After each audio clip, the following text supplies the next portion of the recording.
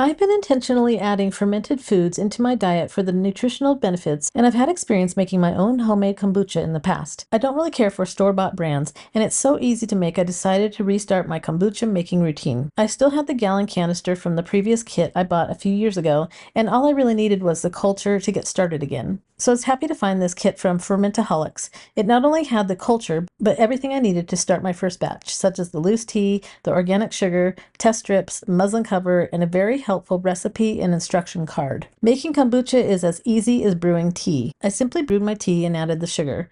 Once it was cooled, I added the culture and all its liquids and purified water. Then, just to make sure that pH level is where it needs to be, I take a small sample and compare it against the included pH test strip, and all looks good. After it's been hanging out in a warm spot for about a week, I check the pH level again. I remove both cultures, and yes, a new baby culture called a Scooby or SCOBY forms with each new batch.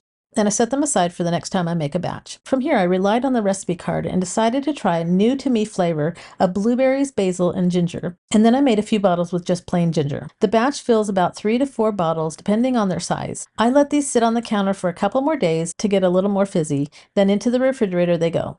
I have to say the plain ginger is my go-to, but the blueberry basil ginger was absolutely delicious, and it's my new favorite. So if you're interested in trying your hand at homemade kombucha, just give it a try. It's so simple, and this ingredient kit from Fermentaholics makes it even easier. I hope this overview and demonstration was helpful. Thanks for watching.